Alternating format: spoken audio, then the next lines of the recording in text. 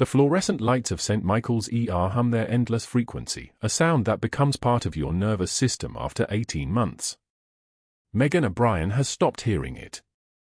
She's learned to hear the things underneath, the slight catch in a patient's breathing that means something is wrong, the particular timbre of a monitor alarm that signals not crisis but routine drift, the whisper of recognition when someone's pain changes shape. It's 11:48 p.m. Tuesday. The night shift at St. Michael's runs on its own logic, separate from day shift hierarchy and clean-lined authority. The ER sprawls across 12,000 square feet of beige linoleum and stainless steel, and the antiseptic smell burns in the sinuses after the first hour, becomes invisible by the second. Megan moves through Trauma Bay 3, refolding a patient's jacket, a construction worker, crushed hand, already prepped for surgery, when her fingers catch on something inside the lining. A faded patch. Army Ranger insignia. 75th Regiment. She knows that patch. She's worn that exact patch under her own skin for 7 years. The jacket gets folded carefully. Set aside. Handed to a resident for the transfer paperwork. Megan doesn't pause. Doesn't flinch. The hand that touches the patch is steady as surgical steel, and that steadiness is itself a kind of deception. Her locker in the nurse's break room holds only scrubs, 3 sets, grey and blue, and a protein bar she never eats. No photographs. No personal items. No letters. Nothing that points backward. The locker itself is hospital-issued metal, scratched from years of use by people who came before her and people who will come after. When she closes it at shift start, the door swings shut with the flat metallic click that means finality. That's when she sees him in the reflection. Dr. Charles Pierce stands behind her, and his smile doesn't reach his eyes. Never does. His 6'2", carries himself like a man who learned posture in prep school and never forgot the lesson, and his white coat looks pressed enough to cut glass. 43 years old. Ivy League residency. Connected family. His father was a federal judge in Houston, his mother sits on the board of Baylor Medical. The kind of connected that makes him untouchable in the institutional hierarchy of St. Michael's, where the administration smiles whenever his name appears on a schedule. He smells like expensive cologne and coffee brewed fresh, not the burnt ring sludge from the hospital pot. His voice, when it comes, sounds like a tank idling in a closed garage, patient, powerful, waiting to move. Night shift again, O'Brien? She turns. Her green eyes, the color of a stormy Atlantic in certain light, fix on him with the flat, unblinking stare she's perfected over 18 months. No fear. No deference. Just acknowledgement that he exists in the space she occupies. Yes, doctor. He leans against the lockers. Not hostile yet. Just establishing territory. You know, I've been meaning to talk to you about something. She doesn't respond. Waits. The protocol for surviving people like Pierce is simple: give them nothing to work with. No emotion. No explanation. No opening. Grand rounds. 7 a.m. Bring the charts from last night. He pauses. Lets the wait settle. Your recent cases. I'd like to review your approach. She nods once. Closes the locker door. The click echoes in the break room, which is suddenly very quiet despite the distant monitors and the hum of the fax system that never stops, even at night. O'Brien. His voice stops her at the doorway. You spend an awful lot of time with patients. Talking. Explaining things. Holding hands. He says it the way someone might say she's been stealing narcotics. The physicians here, we have limited time. Your job is to execute protocol, not provide therapy. Understood, doctor? I hope so. She leaves him there, still leaning against the lockers with that smile that isn't really a smile. By the time she reaches Trauma Bay 2, where a 14-year-old with a compound fracture is waiting, the encounter has been filed away. Not forgotten, Megan doesn't forget anything, but compartmentalized. A thing that happened. A pressure point noted. The night unfolds in its rhythms, an MI alert in Bay 1 at 12:15 a.m., stable once they get him on dual antiplatelet therapy, a septic patient transferred from the floor at 1:33 a.m., fever at 103.1, lactate climbing, but the cultures will take hours and intuition says staph pneumoniae because of the rash pattern on his shoulder. A drunk driver at 2:56 a.m. who somehow caused an accident that sent a pedestrian into the ER with trauma scoring high enough that they called in the attending surgeon. Megan moves through these scenes with the kind of economy of motion that comes from having done something like this before, in places where hesitation meant someone died, where the difference between this breath and the next breath was the distance between a tourniquet and exsanguination. By 4:15 a.m., the ER has hit its quiet point, the lull between late-night chaos and early morning admissions. Megan finds herself restocking Bay 3, checking the crash cart, verifying that the 14-gauge angiocath needles are where they should be, the syringes arranged in ascending order, the defibrillator pads fresh and ready. Her hands move with the kind of precision that doesn't match the title printed on her badge, registered nurse. 2-year degree. Community college transcript. All of it was built carefully, with documents that are real but incomplete, with a history that was erased by people who had the authority to erase histories. 7 years ago, she wasn't a nurse.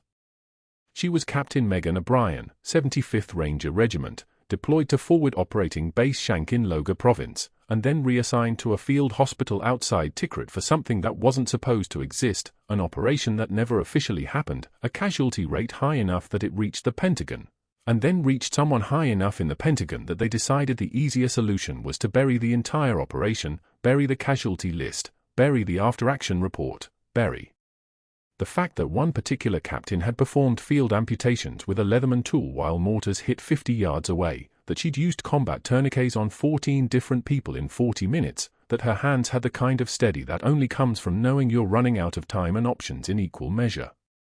The papers they made her sign didn't have letterhead. The official told her the operation was classified at a level that exceeded even her security clearance, that she'd volunteered, that the alternative was military court on charges she couldn't discuss. She signed anyway. The alternative was her son Danny growing up knowing his mother was dishonorably discharged, knowing something happened that couldn't be named, knowing questions that could never be answered. So instead, she became a nurse. Moved to San Antonio. Got hired at St. Michael's because her credentials looked solid and her references checked out, all the references checked out because someone with Pentagon authorization had ensured they would. She worked night shifts. Stayed invisible. Kept her head down. Did the job with the kind of precision that made other nurses ask how she'd learned to thread and four on the first attempt, how she never seemed to panic during codes, how her hands never shook no matter how bad it got. She didn't tell them about the field hospital. Didn't tell them about the sound of mortars. Didn't tell them that she'd held a 20-year-old private while he went septic from a wound infection, that there was nothing in that field hospital that could have saved him except time, and there was no time. Didn't tell them any of it because telling them would mean explaining who she really was, and explaining who she really was would mean breaking a contract signed with people who didn't exist in any official capacity, which would make her disappear in ways that didn't involve paperwork. So she stayed quiet. Smiled when protocol demanded it. Accepted the small humiliations of hierarchy. Let people like Dr. Pierce treat her like she was simple, limited, just a nurse who spent too long on emotional labor with patients instead of understanding the clinical efficiency that separated the good doctors from everyone else. At 4:52 a.m., Megan is drawing up medications for rounds when one of the residents, a nervous young man named Patel who's 3 weeks into his rotation, watches her prepare a dose of metoprolol. She draws up exactly 2 milliliters from the vial without checking the concentration twice, just once, quick confirmation that her muscle memory has the calculation right, and the resident's eyes widen slightly. "How did you know that was the right amount?" he asks. She doesn't look up from the syringe, the needle, the small detail of air bubbles that need to be expelled before the 4 push. "Math, doctor." He almost asks another question. Stops himself. Something in the way she said it, flat, certain, completely devoid of the deference that nurses are supposed to show residents, makes him think better of it. By 6:15 a.m., the morning shift is arriving. Day nurses filtering in with their own stories, their own coffee cups, their own reasons for being here instead of somewhere else. Megan gives her shift report to the day charge nurse, a woman named Jackson who's been at St. Michael's for 12 years and knows better than to ask too many questions about people who do their job right and stay out of the politics. Everything's stable, everything's charted, everything's ready for the morning physician teams. At 6:55 a.m., Dr. Pierce walks into the conference room where Megan has already placed the 5 patient charts he requested. She stands by the window, arms crossed, waiting. Her green eyes are focused on the city outside, San Antonio coming into morning light, cars on the streets, people starting their day not knowing that inside this hospital, inside this building, there are people carrying secrets heavy enough to change the shape of their lives. Dr. Pierce takes his place at the head of the table. The residents filter in, 6 of them, all younger than Megan, all male, all watching to see how hierarchy will be performed this morning. He opens the first chart. Looks at Megan. This patient came in 11:20 p.m. You were his primary nurse. Yes, doctor. And you spent, he flips through the documentation with exaggerated slowness, 40 minutes at bedside. For a construction worker with a crushed hand. She doesn't respond. 40 minutes. He repeats it, tasting the words, sharing them with the room. Do you know how many patients the night shift saw last night? 12. Do you know how long you should spend on a straightforward trauma intake? 5 minutes. Vital signs. For access. Prep for surgery. Done. The residents are very still. This is the performance they've been waiting for. This is how the hierarchy at St. Michael's works. Someone above demonstrates dominance by identifying someone below who doesn't fit protocol, and then that person gets used as the negative example while everyone watches and learns and understands their place in the structure. The problem, O'Brien, Pierce leans back in his chair with the kind of ease that comes from knowing your position is secure, is that nurses like you forget what your actual role is. You get emotionally invested. You think patient education is your responsibility. You think your job is to make them feel better instead of making sure they get better. And when you do that, when you forget your place in the hierarchy, it slows everything down. It creates inefficiency. He pauses. Waits for her to respond. She doesn't. The residents in this room, he gestures at the 6 young doctors, need to understand that efficiency is what separates good medicine from mediocre medicine. Not hand-holding. Not 20-minute conversations about pain management options. Efficiency. Protocol. Speed. Megan's jaw clench is so slight that only someone trained to read people would catch it. A flicker. A single micron of response to pressure. You see that? Pierce points at her. That's the look of someone who doesn't understand. Of someone who, despite 18 months here, still hasn't internalized that the hierarchy exists for a reason. The physicians lead. The nurses execute. Questions. None of the residents ask questions. They've learned already that asking questions is how you become the example. O'Brien, you can go. She turns and walks out of the conference room. Behind her, Pierce is already opening the next chart, already beginning to explain to the residents why this patient's outcome was suboptimal because the night shift nurse didn't understand protocol. In the hallway, Megan's hands are steady. Her breathing is steady. The trembling that someone who didn't understand might interpret as fear or hurt, that trembling isn't fear. It's restraint. It's the kind of calm that only comes from having already survived worse, from having already learned that some battles aren't won in conference rooms in front of residents, that some victories take patience, and that the quietest person in the room might be holding everything together precisely because nobody knows what they're actually capable of. She doesn't know it yet, but she'll need that capability soon. She just doesn't know how soon. Thursday morning at St. Michael's ER breaks the same way it always does, fluorescent lights humming their institutional drone, coffee bitter enough to strip enamel, and Dr. Pierce's voice carrying down the corridor like a tank idling in a garage. Grand rounds. 8:45 a.m.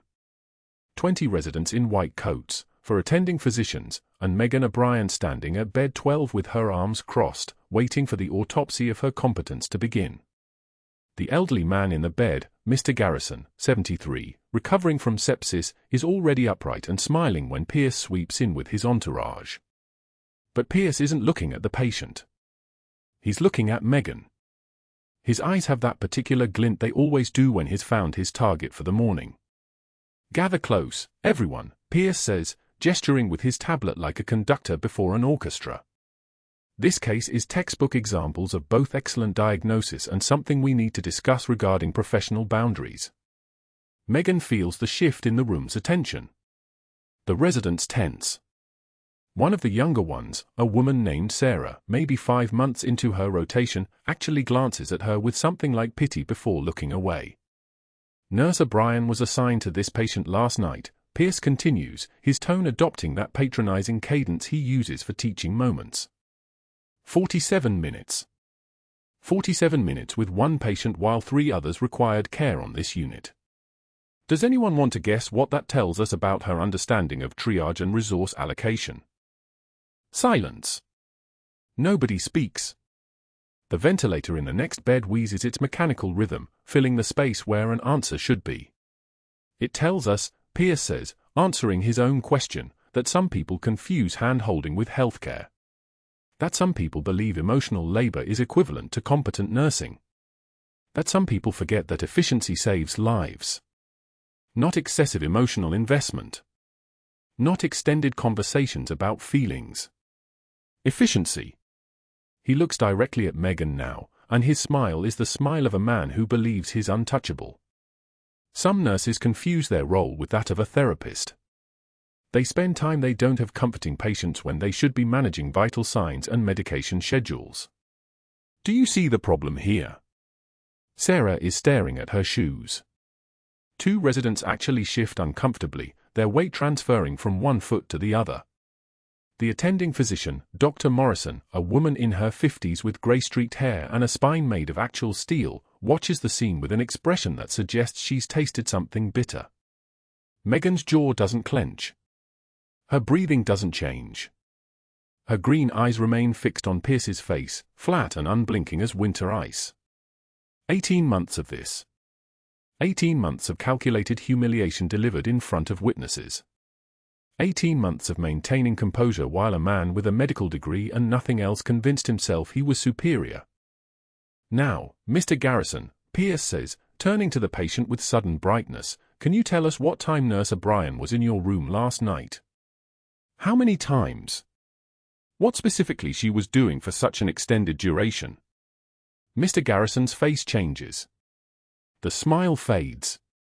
He looks at Pierce with something like confusion, then at Megan with something like recognition. "She was sitting with me when my fever spiked," he says quietly. "I was hallucinating. Thought I was back in the war. She talked me through it. Kept me calm. Kept my blood pressure from spiking higher.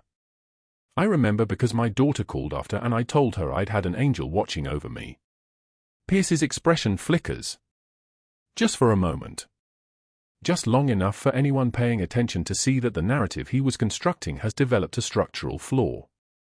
"Well," he says, his voice flattening, "that's very nice, but the point I'm making is about efficiency and appropriate boundaries. Some nurses believe they should function as psychiatric support staff when they should be maintaining focus on their core competencies. The difference between a good nurse and an exceptional nurse is knowing where those boundaries lie.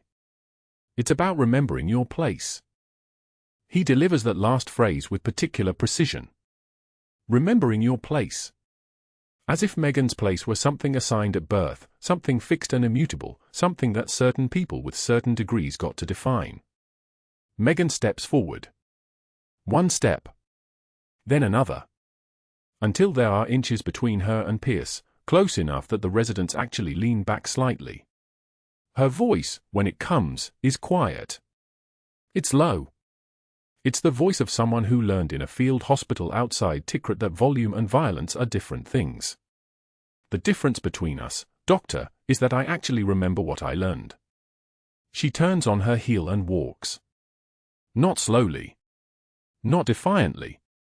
Just a normal pace, as if she's simply leaving a conversation that no longer interests her. Behind her, Pierce's mouth opens and closes. Opens and closes.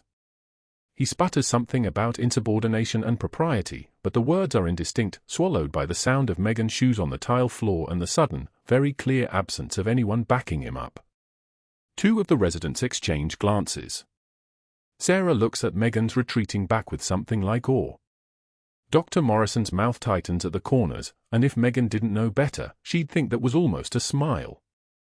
But what happens in the moment after Megan leaves is what matters. Pierce stands there, his tablet still raised, his authority suddenly looking very much like a costume someone's put him in. The residents avoid his eyes. Dr. Morrison turns to Mr. Garrison and says quietly, "Your vitals look excellent. Dr. Chen will see you for discharge paperwork this afternoon." She doesn't acknowledge Pierce at all. Megan doesn't go to the break room. Doesn't call anyone. Doesn't process what she just did. Instead, she walks to the medication dispensary and focuses on the small, precise tasks that fill a shift. For lines. Antibiotics. Vital signs. These are things she understands. These are things that don't require her to maintain any composure because they never asked for anything else to begin with. But the calculation has already begun in her mind. 18 months at St. Michael's. 18 months of building a civilian identity.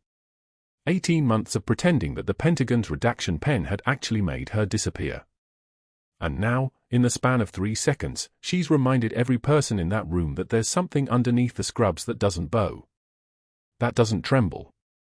That doesn't ask permission. 2 days later, Pierce corners her by the vending machine on the 4th floor corridor. It's her break, which means she's earned 15 minutes to stand here and pretend that a packet of saltines constitutes lunch. He approaches with the confidence of a man who's convinced himself that the Grand Rounds incident was an aberration, a moment of weakness he's now recovered from. "Listen up, Florence Nightingale," he says, loud enough that Mrs. Chen at the front desk can definitely hear, loud enough that everyone in the corridor suddenly becomes very interested in their phones. "Your job is to follow orders, not play hero. You're a pill pusher with a stethoscope, nothing more. You remember that, and we won't have any more problems." Megan takes a sip of coffee. The cup is lukewarm, probably has been sitting in the break room for 30 minutes, but that's immaterial. She examines Pierce over the rim like she's studying an organism under glass. Her expression is flat. Neutral. The expression of someone observing something that doesn't threaten her in any meaningful way. "And yet patients ask for me by name," she says. Her voice is level. Not defensive. Not angry. Just stating facts. Funny how that works. She walks away before he can respond, and what he doesn't realize, what he can't possibly know standing in that hallway at St. Michael's in San Antonio, is that her mind is already 3 steps ahead. She's noticed things. The inventory discrepancies in the medical supply orders. Quantities that don't match usage logs. Deliveries of equipment that should have been damaged in transit but somehow weren't. Numbers that don't add up. She started keeping a spreadsheet. Nothing obvious. Just a private document on her personal phone, password protected, backing itself up to her encrypted cloud server. The kind of thing a nurse might keep to track continuing education hours or schedule preferences. Except it's not. It's a record. A documentation. The kind of thing that, in her previous life, would have been called intelligence gathering. That night, back in her apartment in the Lincoln Heights neighborhood, Megan sits at her kitchen table with her laptop open and cross-references the supply orders with hospital records. For months of data. Scalpels, sutures, anesthetics. All marked as ordered in quantities that far exceed usage. All paid for at inflated prices. All routed through a vendor company registered to an address in Dallas that doesn't exist. Dr. Pierce has been skimming. Not just a little. Enough that someone would eventually notice. Enough that someone would eventually ask questions. And if someone like Megan, someone with the wrong kind of training, someone who notices patterns, someone who can read an audit trail like a map, if someone like her starts asking those questions, it becomes a problem. She closes the laptop and looks out the window at San Antonio stretching out in the darkness. Somewhere in this city, Danny is stationed before his next deployment.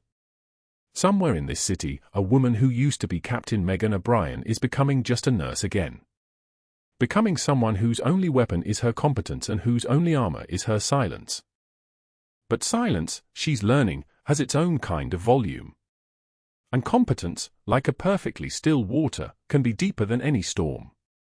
The paramedics wheeled him in at 11:22 p.m. on a Tuesday that started like every other Tuesday, fluorescent lights humming their electric prayer, the ER smelling of antiseptic and stale coffee, the kind of controlled chaos that had become Megan's native language. Motorcycle versus sedan on I-37, the dispatch radio had crackled. Single male, approximately 35, severe lacerations to the chest, no wallet, no phone, no identification. Just a bleeding stranger with no name and a trauma code that meant she had 90 seconds to become someone's last chance at breathing. Megan took report in the hallway outside Trauma Bay 3. The paramedic, Rodriguez, someone she'd worked with 100 times, handed her the clipboard with the practiced efficiency of a man who had seen this movie too many times. Vitals were already degrading. Blood pressure hovering at 98/62 and dropping with each passing minute. Heart rate 118. Respiration shallow, labored, the kind of breathing that told her the lungs weren't inflating properly. Oxygen saturation at 89 and falling like a stone. "We got 2 large bore 4s in the field," Rodriguez said, his voice clipped, efficient. "Ran a liter of normal saline wide open. He's been unconscious the whole ride." She nodded, absorbing the information the way she'd learned to absorb it, as data, as problem statements waiting for solutions. Her hands were already moving, muscle memory taking over before her mind could catch up, because in a trauma bay there was no time for the mind. The hands had to know what to do on their own. She'd learned that 7 years ago in a field hospital outside Tikrit, when the alternative to automaticity was paralysis. The attending physician, Dr. Kemp, was already in the bay when she pushed through the doors. 2 nurses, the resident whose name she could never remember, a respiratory tech. The machinery of modern medicine assembled and waiting. "Talk to me," Kemp said without looking up, his hands already working through the primary assessment, checking pupils, listening to lungs, palpating the abdomen. A man who moved like someone who had done this 10,000 times and understood, on a cellular level, that hesitation was a form of murder. Multiple lacerations to the chest, abdomen, and left shoulder, Megan reported, her voice flat, professional, the voice of someone delivering facts rather than describing a human being. Possible pneumothorax based on shallow respirations. 2 4s in place, 1 liter normal saline infused in the field.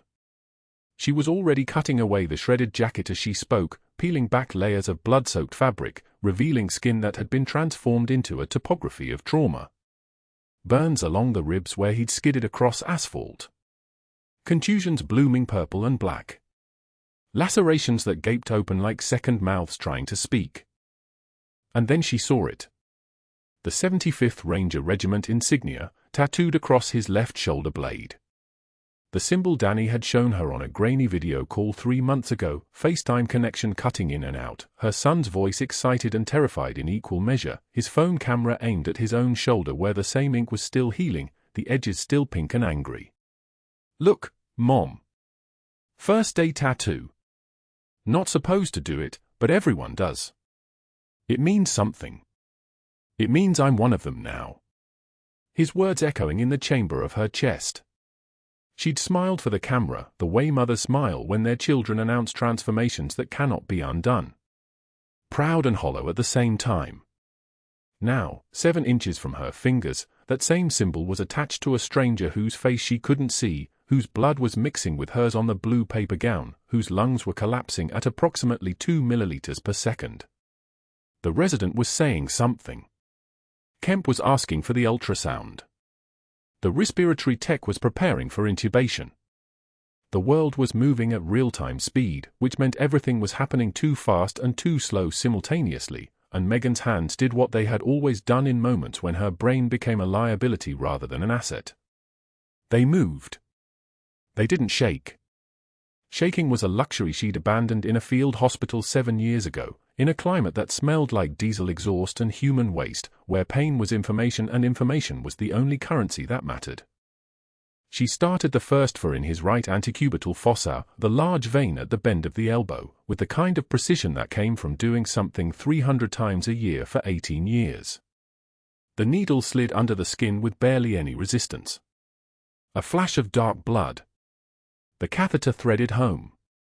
Saline running wide open, the 4 lines secured with the kind of tape that would hold even if the patient coded, even if someone had to do cardiac compressions across this exact spot. Second fur in the left arm. Same technique. Same efficiency. Same hands that had done this before, in desert heat, with mortars landing close enough to feel the pressure waves rearrange the molecules of your body. "How are you doing this so calmly?" the resident whispered. Not really asking her. Asking himself. Asking the universe why fear was attacking his central nervous system while the triage nurse beside him moved like someone filling out paperwork rather than racing a clock that had maybe 10 minutes remaining on it. Megan didn't answer. Answers were unnecessary. The work was the answer. The work was the only language that mattered when language itself became superfluous. The John Doe's oxygen saturation was dropping faster now, 87, 84, 81. His chest wasn't rising fully with each breath the ventilator was pushing into his lungs. That meant his lung wasn't expanding. That meant something was preventing air from filling the space where air was supposed to fill. Tension pneumothorax, probably.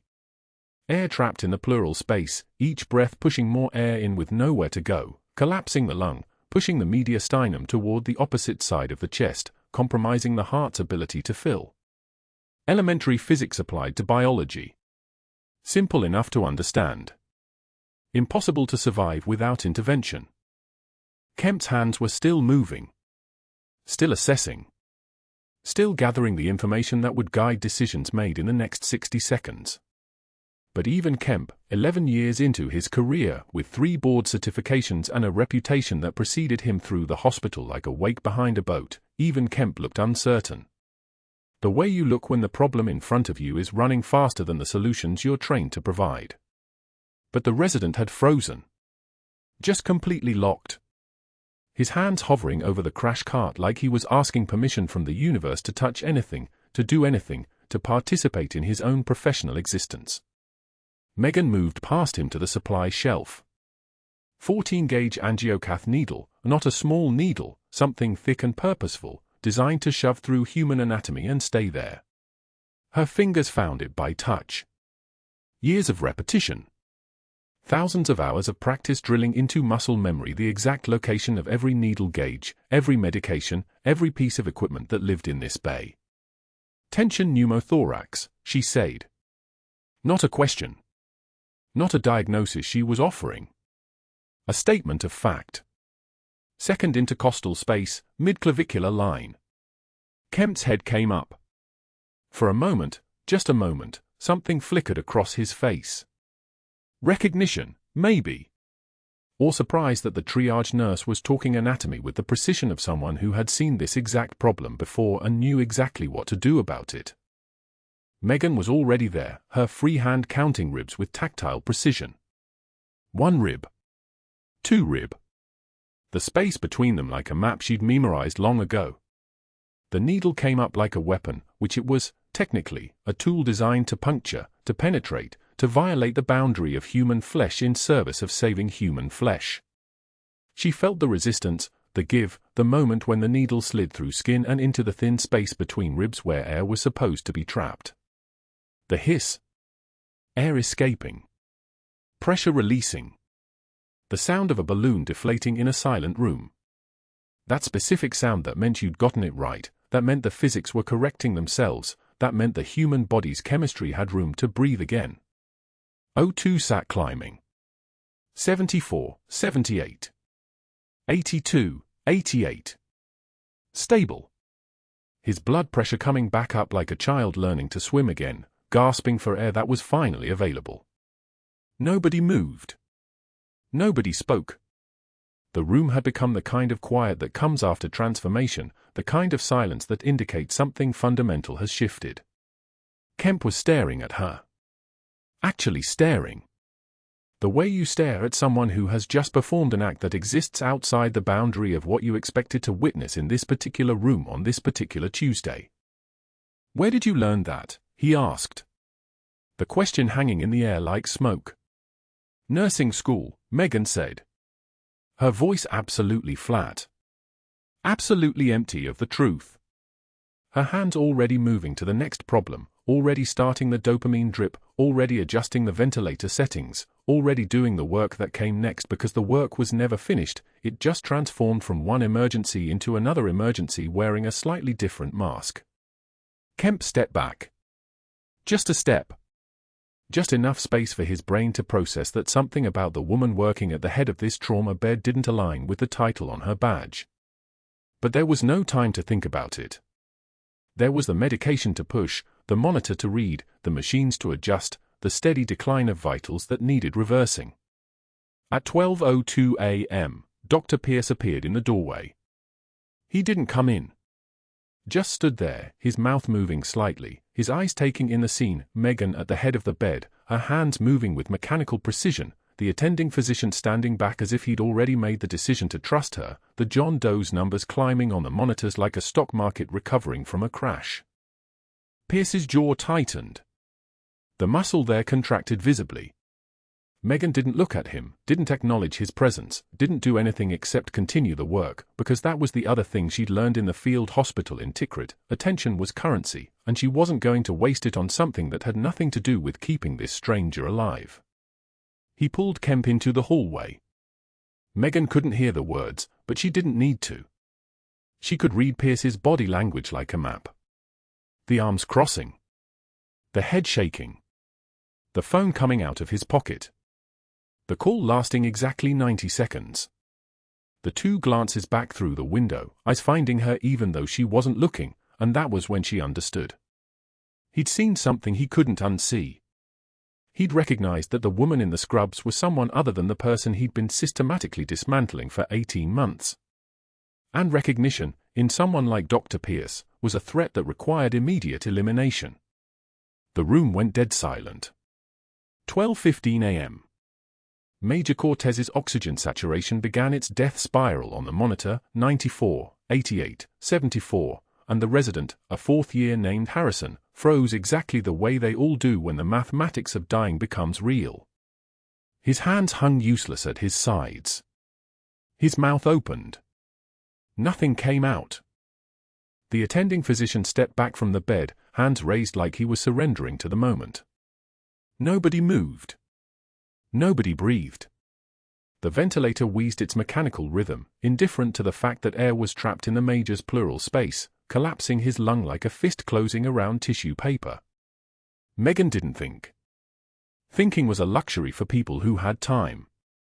She moved instead, muscle memory from a field hospital outside Tikrit where pain was information and information kept you alive. Her hands were already moving before the thought formed, 14-gauge needle, angiocath, second intercostal space, midclavicular line. Standard decompression. The kind of procedure that lived in the space between nursing and medicine, in the grey area where protocols dissolved and bodies didn't care about scope. She didn't ask permission.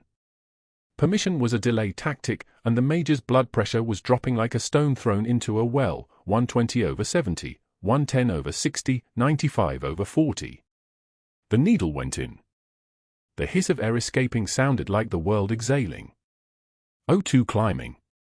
75. 82. 90. Stable. 3 movements. 30 seconds. The pneumothorax was resolved. The attending physician stepped backward and to the side, his expression shifting through confusion, recognition, and something that looked like fear. He didn't speak. Smart man. The resident, Harrison, was still frozen, still staring at the monitor, still watching the oxygen numbers hold steady like they'd just witnessed a resurrection. Dr. Pierce appeared in the trauma bay doorway at 12:18 a.m. His white coat was pressed, his hair perfectly arranged, his expression exactly what it always was, a mask of clinical superiority that never quite fit his actual competence. He took in the scene in one sweeping glance, the major stable, the ventilator numbers normal, the attending standing at a distance like he'd just watched someone perform surgery with their bare hands. Pierce's jaw tightened. His eyes found Megan for exactly 2 seconds. That was all it took. She saw the calculation happen in real time, the shift from arrogance to something darker. Recognition. Not of her medical skill, that didn't matter to men like him. Recognition of threat. She understood in that moment what he'd actually been doing with the supply orders, the inflated quantities, the phantom shipments. And she understood that he understood that she understood. He turned on his heel and walked into the hallway. Megan watched him through the glass. He pulled his phone from his coat pocket. His shoulders tensed. He was making a call, the kind of call that men make when they've realized someone knows enough to destroy them. She didn't need to hear his voice to read the conversation in his body language. The rigid spine. The hand gesturing though no one was there. The way his mouth moved too quickly, words spilling out in a rush. He was calling someone with power. Someone who could solve problems. Someone who understood that a nurse with combat medical training asking questions about inventory discrepancies was a threat that couldn't be managed through humiliation anymore. The major's numbers held steady. 96, 97, 98. His color was coming back. Pink returning to his lips. The difference between dying and living was 30 seconds, and a nurse who remembered what she'd learned in a place that officially never happened. Pierce walked back into the trauma bay. His expression had reset to neutral, but his eyes were cold in a way they'd never been before. This was stage 3 escalation, not noise, not insults, but calculated action. The phone call had been made. Whatever came next would be strategic. By 3:47 a.m., security arrived with a red deactivation light and the beep that echoed in the empty locker room like a gunshot in a canyon. Megan's badge turned red the moment the scanning device made contact. Off the roster. Off the system. Declared a liability in real time. She emptied her locker with methodical precision. Scrubs. The protein bar she'd been saving for a shift that would never come. The faded unit patch sewn inside her jacket lining, the 75th Ranger Regiment insignia that matched Major Cortez's shoulder blade, stayed right where it had been for 7 years. Hidden. Safe. The only piece of Captain Megan O'Brien that nobody could take. The security guard, a young man who'd probably never been given an order to do something unkind before tonight, watched from 6 feet away, uncomfortable in the way of people who are following orders they don't understand. He walked her through the ER where the night shift staff suddenly became very interested in their charts and their computers. 23 months at St. Michael's and nobody would meet her eyes. That was fine. Megan had stopped expecting recognition long before she came to Texas. The drive home took 40 minutes, San Antonio stretching out at 3 in the morning in that particular way of sleeping cities, streetlights blurring past, rain beginning to fall, the kind of silence that made the tires on asphalt sound like applause. Still wearing scrubs. Still wearing the smell of the hospital, antiseptic and copper and something else, something like defeat that clung to fabric. Danny was sitting at the kitchen table at 2 p.m. that afternoon when she walked through the door. He was in civilian clothes, the Ranger tab on his shoulder visible in the afternoon light that cut through the kitchen window like a knife. 72-hour leave. She hadn't known. She'd been so focused on keeping her 2 lives separate that she'd missed the notification that her son was coming home. He looked up and saw her still in scrubs, her face empty, her hand steady in the way that hands are steady when they're holding on to control by their fingertips. He saw something in her that made his young face crumple with recognition that he didn't have words for yet. "Mom? Why are you home early?" She couldn't answer. The words were trapped behind all the ones she wasn't allowed to say. Can't tell him she'd been declared dead by her own government 7 years ago.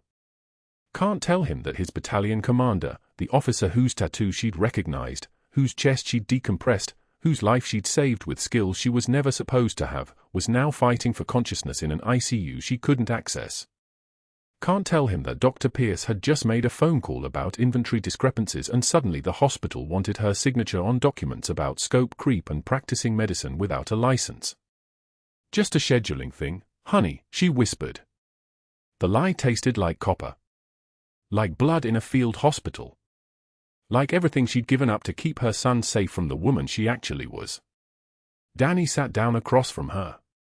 He was 23 years old and already had the bearing of someone who'd seen things that changed the calculation of what fear meant. He looked at his mother's face and didn't ask again. Some questions you learn not to ask when you're trained by the Rangers to understand that some conversations can't happen until the timing is exactly right. Her phone buzzed. A text from the nursing supervisor, investigation escalated. Hospital legal wants a statement. Dr. Pierce filed formal charges for practicing medicine without a license. That wasn't the real threat.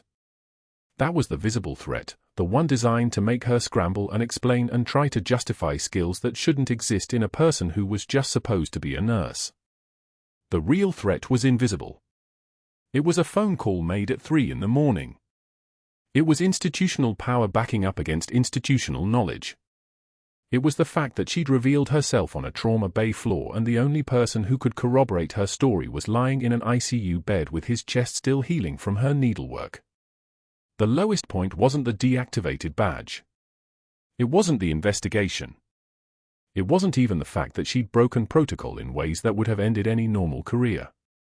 The lowest point was sitting at a kitchen table across from her son, unable to tell him that she'd just saved his battalion commander's life, unable to explain why she was crying silently with her hands folded, unable to do anything except lie and pray that Major Cortez would wake up and speak her call sign to someone with the authority to make the truth matter.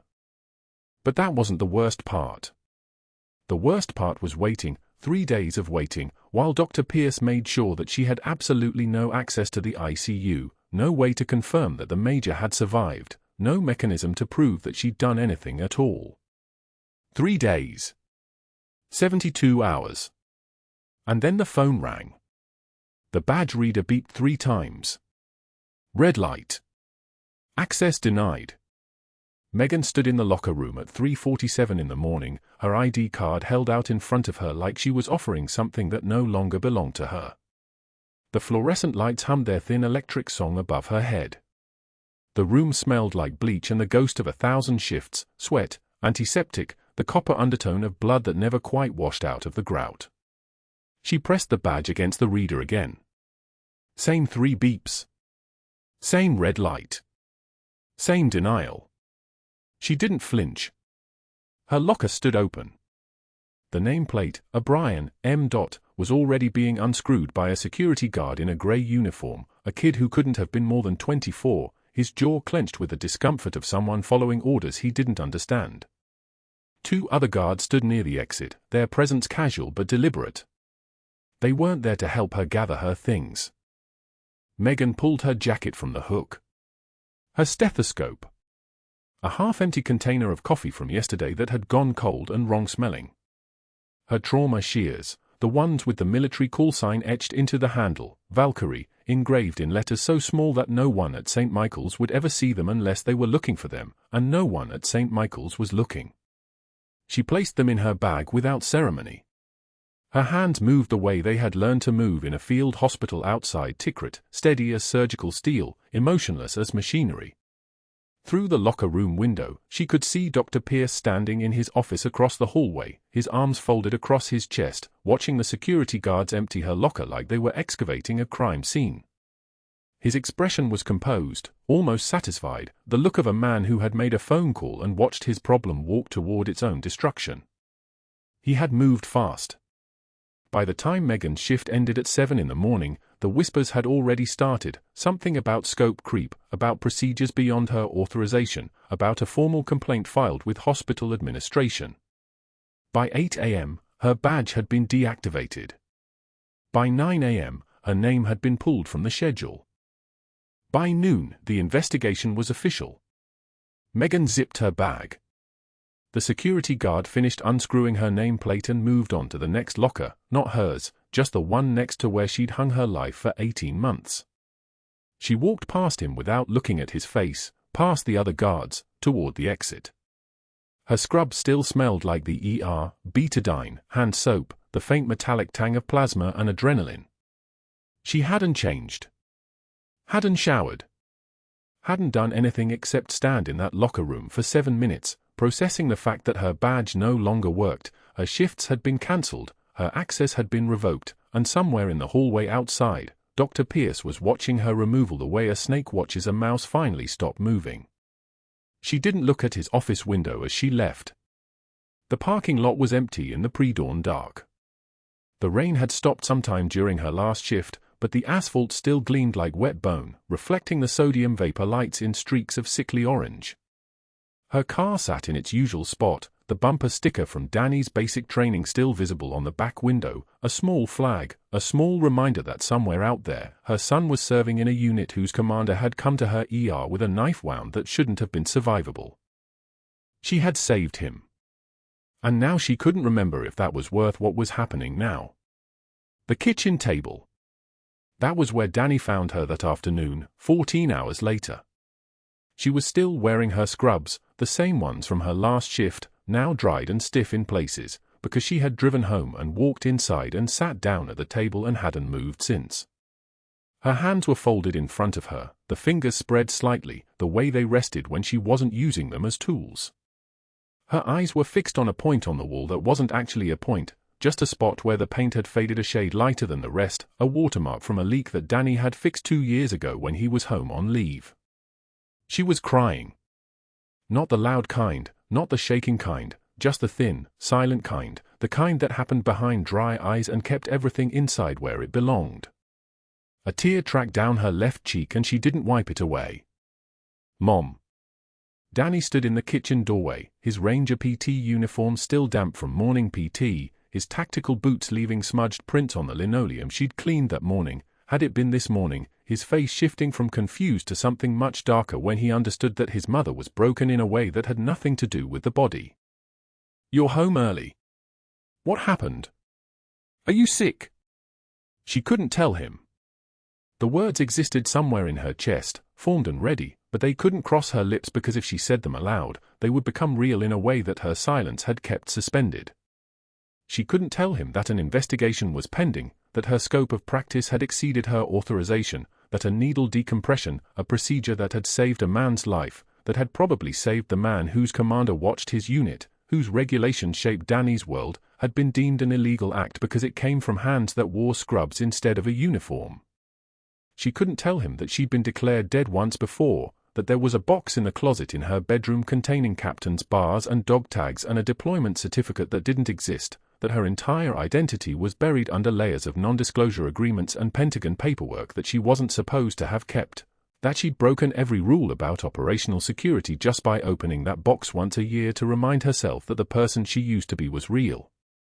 She couldn't tell him that saving his commander's life might have just cost her the only identity she had left, not the buried military one, not the fake civilian one that was still smoking in the records as they spoke, but the careful middle ground she'd constructed, the balance between the woman who'd learned medical skills in a combat field and the nurse who used them in a civilian hospital, the only place where both versions of herself had ever existed at the same time. Danny sat down across from her. He was 22 years old and he'd seen enough in 3 months of deployment to know that some kinds of pain didn't need words. He reached across the table and took her hands, and his grip was the same grip that would hold a rifle, that would pull a wounded soldier across a hot landing zone, that would reach for a rope rappelling down a Black Ops aircraft in the dark. It was the grip he'd learned from a world that Megan had tried to keep him away from, and he had inherited it anyway, the way soldiers inherit everything from soldiers. "It's going to be okay, Mom," he said. And Megan couldn't tell him that it wouldn't, that this wasn't the kind of okay that time fixed, that this was the kind of okay where you lost pieces of yourself and didn't get them back. The kind of okay where you went to sleep as someone and woke up as someone else, because some identities were too dangerous to keep, and the people who held the power to revoke them didn't care if you were the only one left who remembered who you'd been. The rain started again around sundown, soft at first and then harder, drumming against the kitchen window like applause from a ghost audience, like the world was celebrating its own logic and Megan's violation of it. She stared at her hands in Danny's grip and thought about the look on Dr. Pierce's face as she'd walked past his office window for the last time. She thought about the 75th Ranger Regiment tattoo on Major Cortez's shoulder blade, the one that matched the unit patch she'd kept hidden in her jacket lining, the symbol that had connected everything, her past to her present, her buried identity to her civilian one, her son's world to the world she'd tried to escape. She wondered if it would connect to her again. She wondered if anyone would come looking for her, if the military machine she'd served would reach back into her civilian life and ask her to be Captain O'Brien again, or if she'd spend the rest of her existence as Megan the nurse, the one they destroyed, the one whose scope of practice had exceeded her authorization and whose hands had remembered too much about how to save lives in ways that hospitals weren't supposed to allow.